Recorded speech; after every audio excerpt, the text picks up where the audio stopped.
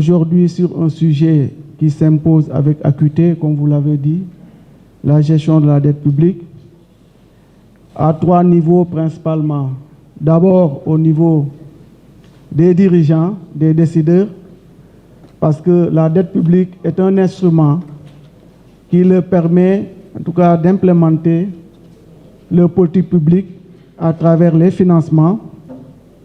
Mais également, c'est un instrument qu'il faut manier avec délicatesse, parce qu'il y a des avantages, mais aussi il y a des risques à maîtriser. Ça interpelle aussi du point de vue de l'investisseur qui a souscrit, ou bien en tout cas qui a investi et qui cherche de la rentabilité et qui veut s'assurer de la capacité de l'État à faire face à ses engagements. Ça interpelle aussi les organismes sociaux,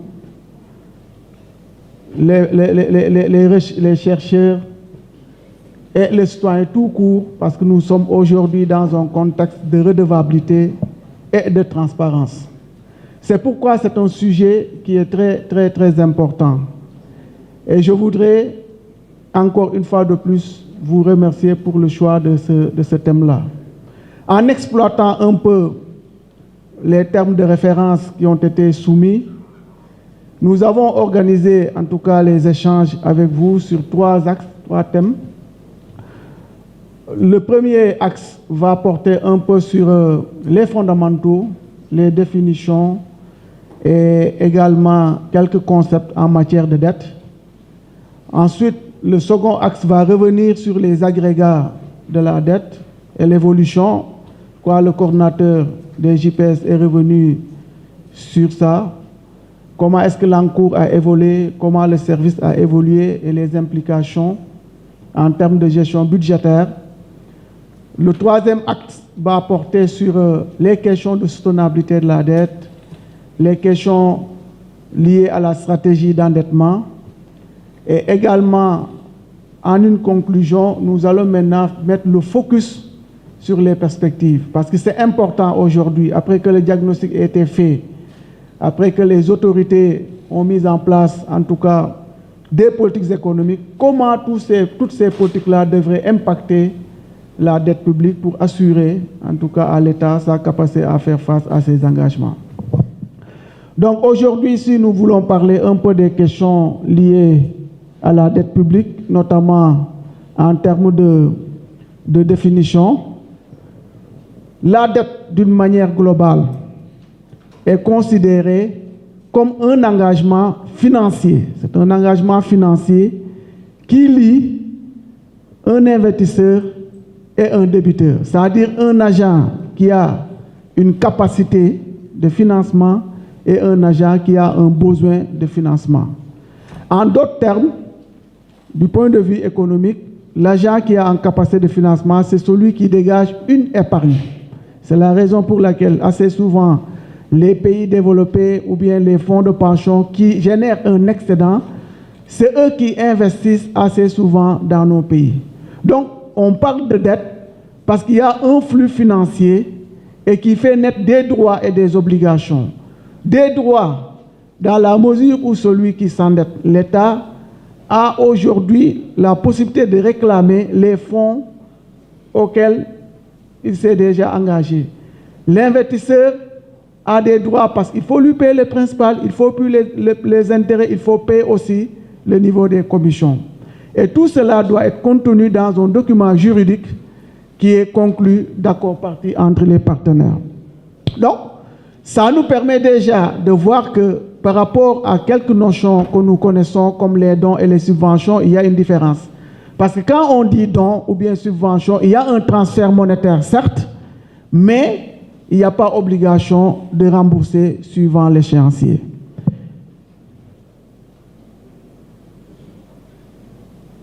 Pourquoi est-ce que nos États s'endettent? Assez souvent, l'implémentation des politiques économiques. Quand vous regardez aujourd'hui la loi de finances, vous constatez que le principal facteur explicateur de la dette, c'est le déficit budgétaire. Les États s'endettent parce qu'il y a un excédent des dépenses sur les recettes fiscales, sur les recettes d'une manière globale. Ensuite, également, au-delà du déficit budgétaire, vous avez l'amortissement de la dette publique. Parce que quand vous vous endettez, c'est comme si l'amortissement que vous devez payer annuellement, vous devez lever des financements pour pouvoir rembourser cette dette-là. Également, au-delà de l'amortissement de la dette publique, vous avez ce qu'on appelle les opérations de trésorerie. Parce que vous pouvez avoir un budget qui est équilibré. Mais en raison du décalage qui existe entre les recettes, l'encaissement des recettes, parce que vous savez tous que l'encaissement des recettes, ça suit des échéanciers. Si vous avez la TVA, c'est le 15 du mois, les acomptes provisionnels, etc. Alors que le rythme des dépenses est continu. Chaque jour, les services font des dépenses. Donc, s'il y a un décalage entre les recettes et les dépenses, l'État peut être amené à intervenir sur le marché pour trouver des ressources pour faire face à ces dépenses, sachant que si les revenus rentrent, l'État pourra payer. Donc, c'est ce qu'on appelle un peu les opérations de trésorerie qui ne font pas partie, en tout cas, des opérations budgétaires au sens propre de la loi de finances. Ensuite, vous avez ce qu'on appelle la dette rétrocédée. Vous savez, nous avons un État organisé avec des entités du secteur parapublic. Vous avez l'ADER, vous avez la SOMISEN, vous avez Sénélec, vous avez AGEROUTE, qui poursuivent des missions de service public. Aujourd'hui, l'État a donné l'option à l'AGEROUTE, par exemple, de construire des routes. Donc, c'est l'État qui doit trouver les ressources pour pouvoir faire face aux besoins de l'AGEROUTE. Et en ce cas-là, l'État peut s'endetter et rétrocéder les fonds à l'AGEROUTE. Parce que l'AGEROUTE peut ne pas avoir la signature nécessaire pour s'endetter, ou bien si l'AGEROUTE s'endettait, l'AGEROUTE pourrait s'endetter à des conditions très onéreuses. Donc, pour éviter cela, l'État peut s'endetter et rétrocéder les fonds à l'AGEROUTE. Donc, les principaux facteurs qui expliquent la dette sont le déficit budgétaire, l'amortissement de la dette, les opérations de trésorerie. Du point de vue économique, pour quitter un peu le point de vue budgétaire, l'État peut s'endetter pour faire face à des investissements massifs. Ça, je l'ai dit, parce que quand vous prenez les recettes moins les dépenses, assez souvent, vos recettes vont vous permettre de faire face aux dépenses de fonctionnement, mais il résulte un déficit d'investissement qu'il faut aller chercher pour se financer.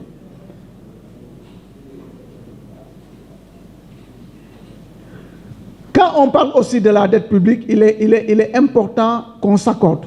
Le coordinateur de la JPS l'a dit tout de suite. La dette publique au sens large, c'est la dette de l'administration centrale, c'est-à-dire la dette qui est contractée par le gouvernement central. C'est la dette des entités du secteur parapublic et c'est la dette aussi des collectivités territoriales. Et même vous verrez dans certains pays, on peut même parler des organismes, la Caisse de sécurité sociale, l'IPRES. C'est tout cet endettement-là qui constitue la dette publique. Le Sénégal, dans une optique, en tout cas de transparence, nous avons pris l'option d'élargir le champ de la dette. Donc on ne parle pas seulement de la dette de l'administration centrale, mais on parle de la dette du secteur public.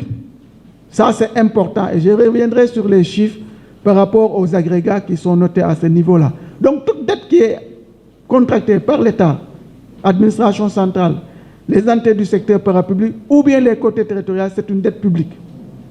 Une dette aussi peut être contractée par un privé. Ça, c'est une dette privée. Mais si l'État garantit le privé, par exemple, le privé peut avoir en tout cas l'option de mettre en place un projet qui est important pour l'État. Si l'État garantit, ça devient de la dette publique. Parce que si le privé est en défaut, l'État va venir pour se subréger à ce privé-là, et ce qu'on appelle la dette garantie. Au-delà de cette dette garantie, vous entendez aussi parler de la dette rétrocédée. J'en ai déjà parlé à Sénélec, à Laser, à AGEROUTE, etc. Donc il est important aussi de pouvoir faire la différence entre ces différents types d'endettement.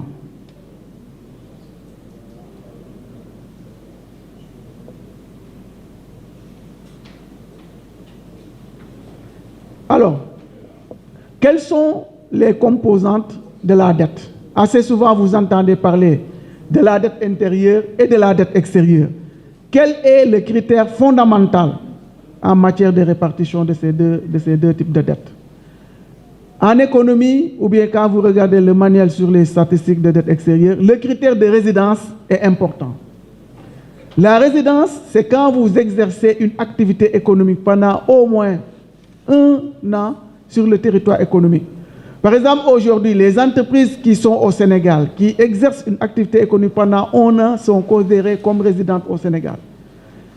Les entités sénégalaises qui sont au Gabon, en France, etc., qui exercent là-bas pendant 1 an, sont résidentes en France. Par contre, quand vous exercez une activité pendant 6 mois, vous n'êtes pas considéré comme résident.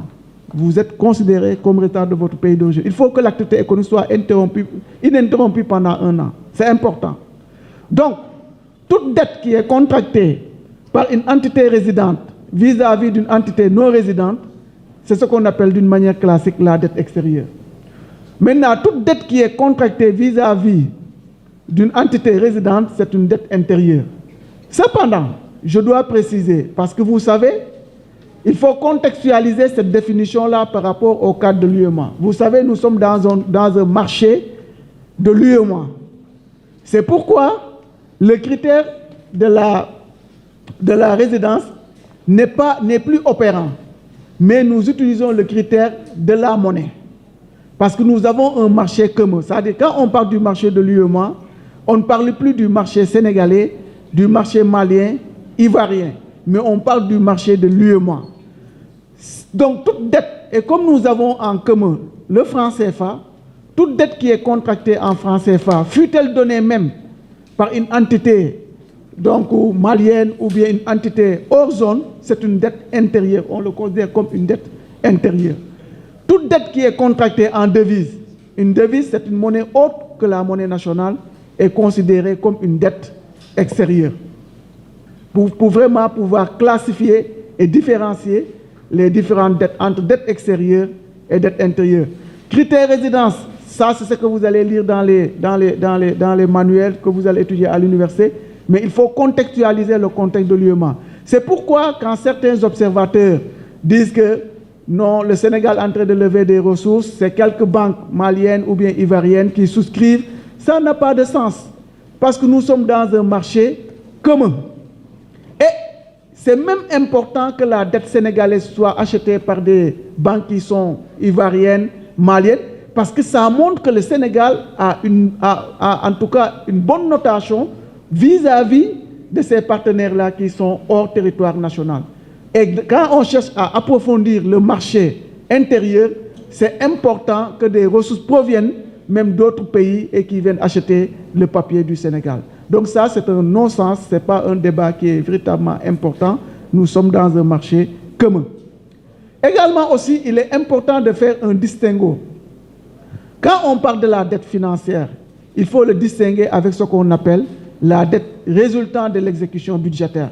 Parce qu'assez souvent, j'entends parler des gens, non, l'État est très endetté, le secteur privé, etc. Il faut faire la différence.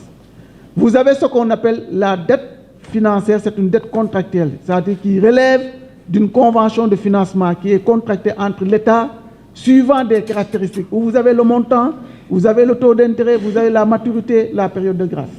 Ça, c'est une dette financière qui est intégrée dans la base de données. Par contre, l'État aussi, dans le cadre de l'exécution budgétaire, est amené à donner des marchés. Donc, une entité peut gagner un marché qui effectue les travaux. Là, on est dans le cadre de la procédure classique. L'engagement, la liquidation, l'ordonnancement, ça arrive au Trésor. Ça peut arriver au Trésor pour des questions de contraintes de trésorerie. Le fournisseur n'est pas payé. Mais pour autant, on n'est pas encore dans le cadre de la dette financière. C'est ce qu'on appelle la dette résultant de l'exécution budgétaire ou bien la dette flottante. Évidemment, et vous le verrez, le gouvernement, pour pouvoir soutenir le secteur privé, et là on l'a vu notamment avec la LFR 2025 et même la LFI, a inscrit 500 milliards l'année dernière pour appuyer les arriérés. Donc, une dette fournisseur ou bien une dette liée au secteur privé peut être maintenant titrisée pour être transformée en une dette financière. C'est ce qu'on appelle la titrisation. Et à partir de ce moment-là, nous l'intégrons dans notre base de données et on ne fait plus aucune distinction entre cette dette-là et la dette qui était là, et à l'échéance, on est obligé de payer. Donc, il est important aussi qu'on fasse cette classification. Une dette fournisseur, tant que ce n'est pas titrisé, n'est pas encore une dette financière au sens donc, classique du terme.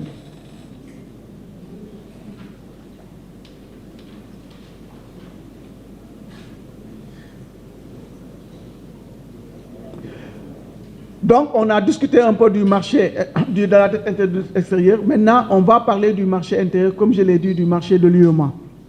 Vous savez, pendant longtemps, la dette, le marché intérieur n'était pas développé. Pourquoi? Parce que nos économies ont toujours bénéficié de ce qu'on appelle les avances statutaires.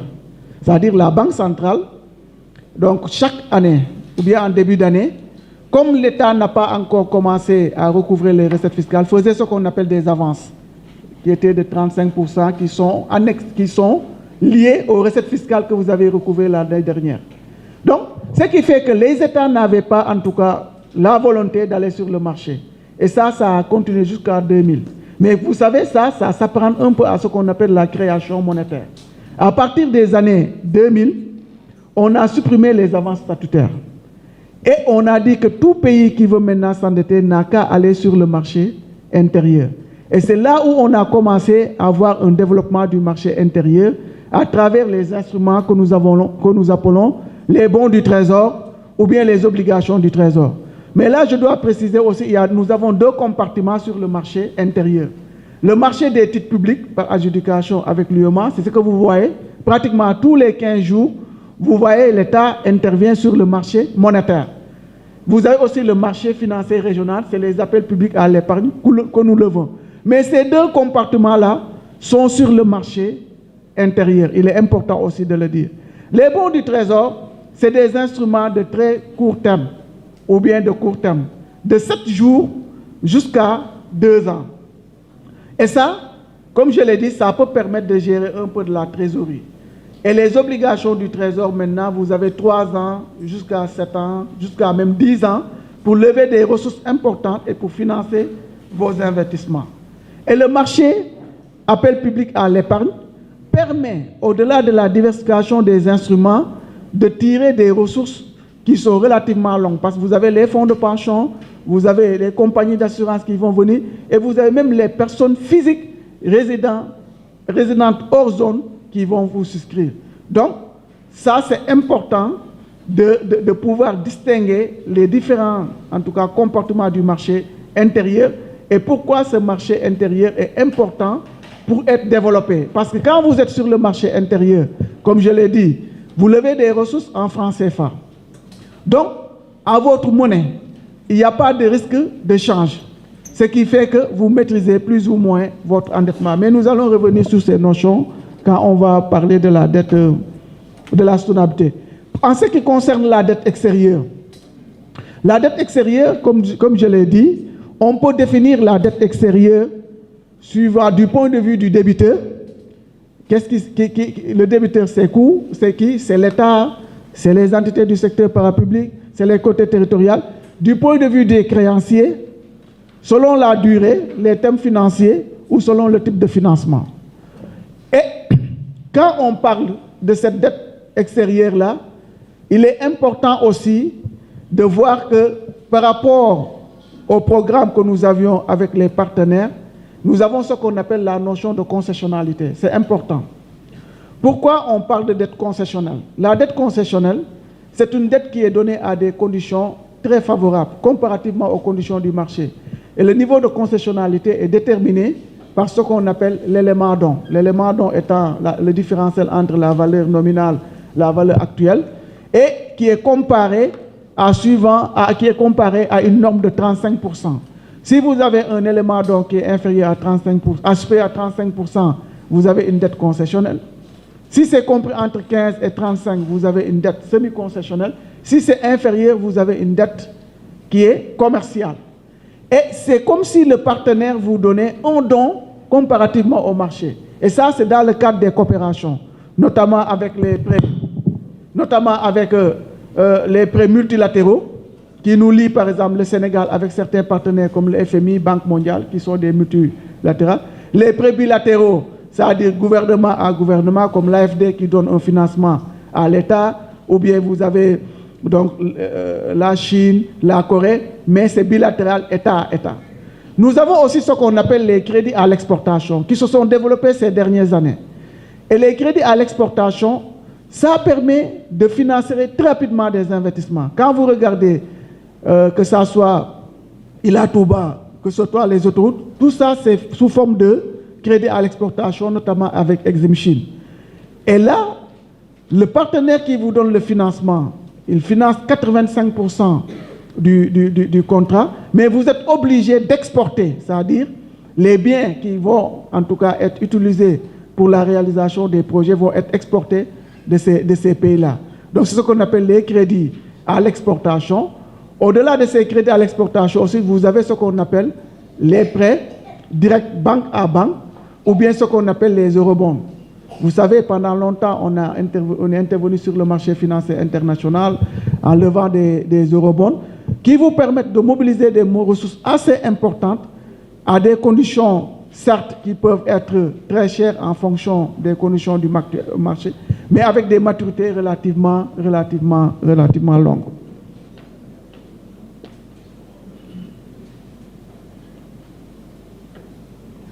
Donc, si nous considérons maintenant selon les types de financement, vous entendez parler un peu des pré-projets. Les pré-projets, c'est des financements qui sont adossés à des projets déjà identifiés qui sont dans la loi de finances. Donc, les financements ne peuvent pas être utilisés que pour la réalisation de ces projets.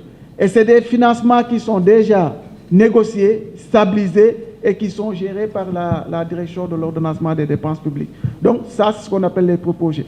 Les emprunts programmes, quand on parle d'emprunts programmes, c'est des ressources qui sont données aux États, mais qui vont venir suivre la procédure nationale. C'est-à-dire qu'ils ne sont pas adossés forcément à la réalisation d'un projet spécifique. Donc, en ce qui concerne le second axe, après les aspects de concept, nous devons noter quand même qu'en termes d'agrégat, comme le coordinateur l'a dit, donc il faut noter qu'à la suite de l'audit du rapport de la Cour des comptes et même du rapport Mazars et des réconciliations que nous avons eu à faire avec les partenaires, l'encours de la dette publique a été relativement révisé. Donc on est passé de 2019 jusqu'à 2024, comme il l'a dit, où l'encours a atteint l'administration centrale 23 667, soit 119%. Et cet encours-là, il faut dire que c'est sans intégrer les entités du secteur parapublic. Quand vous intégrez les entités du secteur public qui représentent à peu près 8 à 9%, vous êtes à 128-129% du PIB qui constitue aujourd'hui l'encours du secteur public global de l'État. Et cet encours-là, en termes de répartition, vous avez la dette extérieure qui était toujours dominante, avec 73% de cet encours-là, et la dette intérieure qui représente 27%. En ce qui concerne la dette extérieure, il faut dire que cette dette extérieure est dominée par les prêts multilatéraux, comme je l'ai dit, bilatéraux, parce que le Sénégal a une longue tradition de partenariat qui représente 40%, mais la dette commerciale a pris récemment de la valeur en atteignant 30%. Et il faut dire que les risques sont très élevés, peuvent être élevés parce que nous avons une dette qui est libellée en dollars pour à peu près 40%, mais avec l'euro qui représente 28% qui permet un peu de mitiger. Mais ça veut dire que déjà, au niveau de la dette extérieure, il y a un risque qu'il faut gérer, c'est le risque de change. Au niveau de la dette intérieure, nous avons une domination un peu des obligations du Trésor qui représentent plus de 58%. Nous avons les bons du Trésor qui représentent 8% et les autres emprunts, c'est-à-dire les prêts directs qui représentent 34% de l'encours de la dette. Et en 2019, comme je l'ai dit, l'encours de la dette était de 10 403 milliards d'administration centrale, donc il a fortement progressé pour atteindre 23 000 milliards 666,6% milliards en 2024. Donc, ça c'est l'évolution un peu de l'encours de la dette publique. En ce qui concerne le service de la dette publique, il est important de rappeler qu'en 2024, le service global, en ce qui concerne le principal, sur la dette était de 1545,8 milliards et l'intérieur, nous avions 932,4 milliards. En 2025, quand vous considérez la LFR qui a été donc révisée récemment, vous verrez que, en ce qui concerne donc la LFR2, l'encours qui tourne autour de le service de la dette 5 400 et quelques milliards. Mais ce qu'il faut toujours noter, c'est surtout les intérêts. Vous verrez que les intérêts représentent 1057 milliards. Et quand vous prenez la LFI de 2026, où vous avez un besoin global aujourd'hui de 6 075 milliards à lever sur le financement avec un déficit à peu près de 1245, l'amortissement, comme il l'a dit, de 4307, les opérations, l'appurement de quelques retards avec 300 milliards, les rétrocessions de 172 milliards, vous verrez que le niveau des intérêts est de 1190 milliards. Mais déjà, l'État a fait un effort en quittant 2024 à 2025. Parce que quand vous regardez en termes de pourcentage, les intérêts sur les recettes représentaient à peu près 23% en 2025 et ça a été réduit à 20% déjà dans la LFI de 2026. Mais quand même, c'est un poids qui est là, auquel les nouvelles autorités, en tout cas, font un effort pour pouvoir honorer ce service de la dette et préserver la crédibilité et la soutenabilité de la dette. Et ça permet un peu d'embrayer sur un sujet qui concerne la soutenabilité et ce qu'on appelle la stratégie de dette publique. Quand on parle de soutenabilité de la dette publique, on essaie de voir, est-ce qu'aujourd'hui, par rapport au cadrage macroéconomique que vous avez, vous pouvez faire face à vos engagements sans recourir à des mesures d'ajustement onéreuses. Donc c'est ce qu'on appelle la soutenabilité de la dette publique. Et cette soutenabilité de la dette publique est basée sur un calcul de certains indicateurs. D'abord, le pays est noté avec ce qu'on appelle le CPA, qui note les politiques économiques, mais aussi qui note la stabilité institutionnelle et la bonne gouvernance. Donc, aujourd'hui, si vous avez une qualité de politique économique, notamment quand vous avez une bonne croissance économique, quand vous avez un déficit budgétaire assez maîtrisé, on vous donne une note. Et quand vous avez une stabilité de vos institutions et de la gouvernance, on vous donne une note. Pour le Sénégal, on a une note qui est supérieure à 3,75%. Ce qui fait que les ratios que vous allez déterminer à partir de la valeur actuelle de la dette sur le PIB, valeur actuelle de la dette sur les exportations, ça c'est ce qu'on appelle les ratios de soutenabilité de la dette. Pourquoi on utilise la valeur actuelle? Parce que aujourd'hui, quand on vous dit que l'encours de la dette, c'est 23 000 milliards, mais cet encours-là, il faut le payer sur plusieurs années.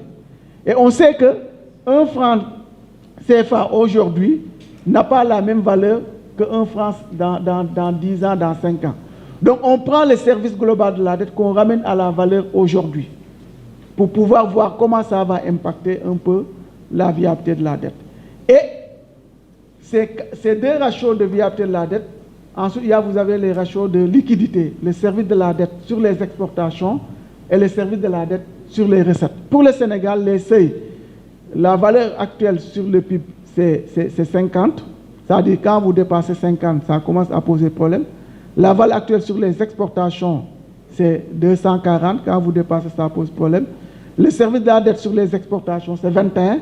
Et le service de la dette sur les recettes, c'est 23.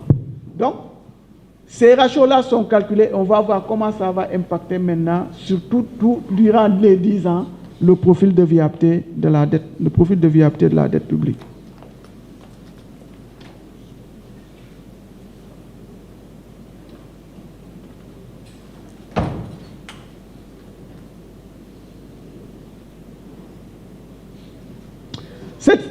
Cette analyse de viabilité de la dette aujourd'hui est effectuée et je reviendrai peut-être en posant un peu sur les perspectives, les résultats et comment est-ce que l'État compte monitorer cela. Mais avant de venir sur les perspectives, je voudrais embrayer aujourd'hui sur la stratégie de dette à moyen terme. La stratégie de dette à moyen terme est basée un peu sur une analyse beaucoup plus court-termiste, c'est-à-dire de 2026 à 2028. Et l'objectif un peu de cette stratégie d'endettement, c'est de réduire la part de la dette extérieure pour limiter ce qu'on appelle les vulnérabilités. J'ai tantôt parlé des risques de change. Mais également, c'est d'assurer une répartition un peu équitable de la part dette extérieure, dette intérieure autour de 50%, et de contribuer aussi également à l'approfondissement du marché intérieur. Vous savez, il y a un volet important dans le cadre aujourd'hui du programme des nouvelles autorités qui vise à l'approfondissement du marché intérieur et qui est conforme aujourd'hui à la stratégie d'endettement.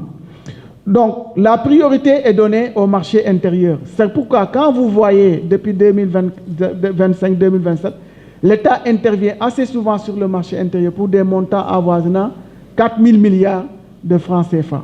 Et ça permet, en tout cas, d'avoir des ressources à des conditions maîtrisées parce que vous n'avez pas de risque de change, mais aussi vous participez à l'approfondissement et au développement, à la culture financière de votre économie, et ça donne et ça réduit le risque de change pour pouvoir en tout cas faire face à des chocs extérieurs.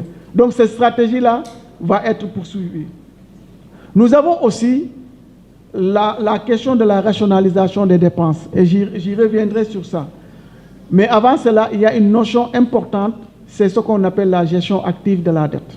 Parce que quand vous regardez, après tout juste l'audit de la Cour des comptes, vous avez vu, l'encours de la dette a été augmenté. De même que, évidemment, tout ce qui concerne sur la dette extérieure et sur la dette intérieure.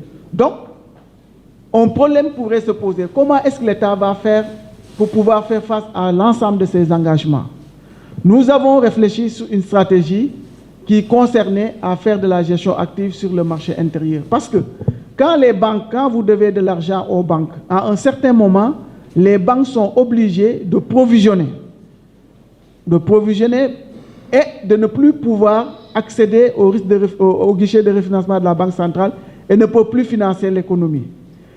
C'est la raison pour laquelle nous avons dit que sur le marché intérieur, à travers les appels publics à l'épargne, nous allons accompagner les banques pour leur permettre de titriser la dette que l'État leur doit.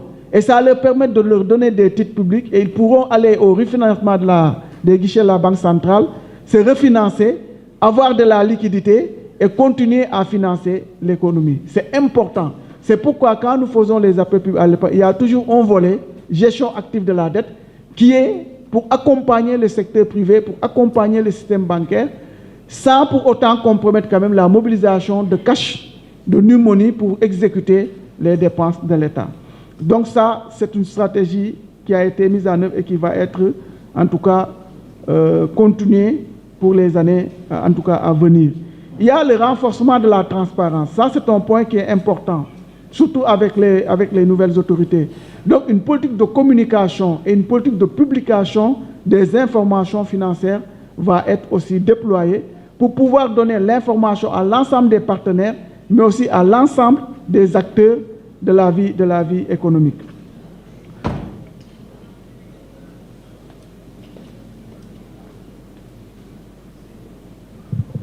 En termes de perspective, il faut voir maintenant comment l'orientation des nouvelles autorités va impacter la gestion de la dette. Parce que quand vous avez fait le diagnostic, quand vous avez constaté des difficultés, etc., il faut maintenant mettre en œuvre des politiques qui peuvent en tout cas juguler les risques auxquels vous êtes confrontés. Et le coordinateur du JPS l'a rappelé, avec aujourd'hui la vision Sénégal 2050, notamment une économie compétitive, le capital humain, l'aménagement et la bonne gouvernance, qui est phasée avec le master plan et le plan quinquennal. Aujourd'hui, quand vous regardez les indicateurs macroéconomiques, on peut dire qu'on aura un cadrage macroéconomique qui est stabilisé. C'est important en matière de gestion de la dette. Stabilisé pourquoi? Parce que dans le cadrage macroéconomique, vous avez les 4 secteurs. Vous avez le secteur réel. Déjà, quand vous voyez, aujourd'hui, la croissance économique est attendue à des niveaux relativement importants pour 2026. Pour 2025, déjà, à un niveau qui est autour de 7 et quelques %. En 2026, la croissance va être maintenue. Et sur le moyen terme, on aura au moins une croissance de 5% à la faveur de l'implémentation des politiques économiques qui sont actuelles aujourd'hui. Vous savez, l'exploitation des hydrocarbures a fortement impacté notamment même la croissance de 2025, autour de 8%, comme je viens de le dire. Et cette exploitation des hydrocarbures va être poursuivie, notamment avec le projet réseau gazier du Sénégal qui va démarrer. Ça va nous donner une croissance assez soutenue. Quand vous venez au niveau des finances publiques, le secteur réel, le secteur des finances publiques, à moyen terme, nous avons ce qu'on appelle la consolidation budgétaire. Après l'audit de la Cour des comptes, le déficit budgétaire était de 13%, 12 à 13%. Nous avons déjà pu réaliser un déficit qui va être moins de 7-8% en 2025. Ça, c'est déjà réalisé. Vous avez vu déjà l'effort que les autorités ont fait en quittant 12%, 13% à moins de 7,8%. En 2026, le déficit va être de 5,37%. Et en 2027, on aura la consolidation budgétaire à 3%. Ceci à la faveur du PRES qui a été développé récemment par les nouvelles autorités avec ces deux volants. Vous avez le volant des recettes. Déjà dans la LFI, le PRES a impacté de plus de 740 milliards pour 2026. Au niveau des dépenses aussi, des efforts sont en train d'être mis en œuvre. Aujourd'hui, parce qu'on peut se dire que vous êtes en train de faire de la rationalisation, est-ce que vous contrôlez, vous réduisez les dépenses et ça peut avoir un impact social négatif? Non, non, non. Ici, ce que les autorités ont fait, c'est ce qu'on appelle de la rationalisation. Et ils ont réorienté les investissements qui étaient devenus presque improductifs. Ça, c'est un aspect qui est important. Mais aussi, il y a ce qu'on appelle les évaluations ex-ante qui sont effectivement aujourd'hui mises en œuvre. Tous les projets sont évalués. Et tous les projets font l'objet d'une prévision au niveau de la loi de finances en AE et en CP. Et ça permet de ne plus tomber sur ce qu'on a, en tout cas assisté de par le passé, de pouvoir exécuter des projets qui étaient hors cadrage.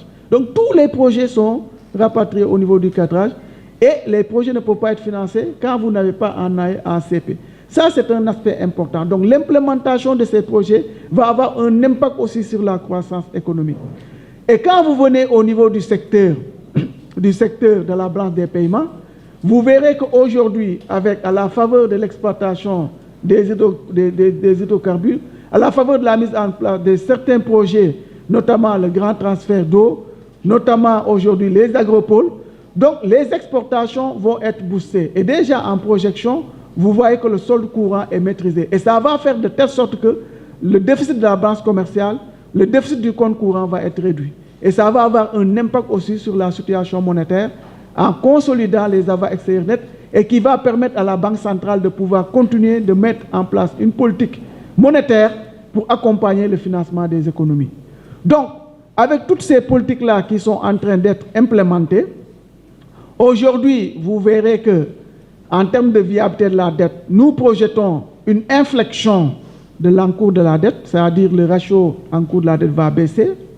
Et dans les années à venir, l'État du Sénégal devrait en tout cas renforcer sa soutenabilité de la dette. Aujourd'hui déjà, la dette est soutenable, mais va être renforcée surtout avec les projections que je viens de dire et qui vont impacter les différents en tout cas, scénarios et les différents seuils qu'on a déjà identifiés dans le cadre de l'analyse de viabilité de la dette publique. Ça, c'est en termes de politique économique. Mais en termes de réformes, parce que c'est important, il faut, au-delà des politiques économiques, il faut les arrimer à ce qu'on appelle des réformes. Les réformes qui concernent aujourd'hui la gestion de la dette publique, il y a une réforme importante, c'est la redynamisation du CNDP. Aujourd'hui, je vois ici beaucoup de DG, donc d'entités du secteur parapublic. Ils ne peuvent plus s'endetter sans passer par le CNDP. Et ça, c'est important et c'est des débats qui sont très, en tout cas intéressants, avec des challenges. Donc, tous les projets qui sont financés, si le montant est supérieur à 2000 milliards, obligatoirement, il doit passer par le CNDP. Et le CNDP doit donner son avis. Et nous, on donne notre avis en regardant l'arrimage du projet par rapport aux orientations des autorités, la vision 2050, premier aspect. On regarde aussi, est-ce que le projet est rentable du point de vue économique et du point de vue financier. est-ce que le projet peut générer des ressources ou bien peut contribuer en tout cas à la génération de ressources pour pouvoir permettre le remboursement de la dette publique. Ce qui fait que aujourd'hui, avec ce CNDP-là qui a été redynamisé, ça permet à l'État d'avoir une vision assez holistique sur les engagements globalement, sur comment il faut les phaser, parce qu'il n'est pas aussi important ou bien n'est pas nécessaire de lever des ressources, alors qu'en termes de rythme d'exécution budgétaire, vous ne pouvez pas assurer ces rythmes-là. Donc il faut phaser le décaissement avec la progression des projets pour pouvoir s'assurer que les projets vont impacter sur l'économie. Donc avec toute cette politique-là qui est en train d'être mise en œuvre, l'État devrait normalement retrouver un sentier, en tout cas de croissance, et un sentier de stabilité dans le court moyen terme. Et ceci va permettre de réduire les coûts d'endettement, c'est important, et de renforcer la notation financière de l'État. Aujourd'hui, nous sommes notés, vous entendez parler de ça, nous sommes notés par Moody's, par S&P, etc., donc qui jugent la capacité d'absorption. Donc quand vous réduisez votre taux d'endettement, quand vous améliorez la soutenabilité de la dette, et quand vous réduisez les coûts, votre notation va baisser. Et du coup, ça va vous donner beaucoup plus de marge à pouvoir faire face à vos engagements financiers. Donc, chers invités, en tout cas, chers partenaires, chers collègues, ce que je peux dire, aujourd'hui, la gestion de la dette est assez difficile, assez contraignante, mais quand même, les autorités ont une vision très claire que nous sommes en train aujourd'hui d'implémenter pour pouvoir permettre à l'État de continuer à respecter ses engagements financiers et de pouvoir, en tout cas, réaliser des investissements qui auront un fort impact dans la vie des Sénégalais et des Sénégalaises. Je vous remercie.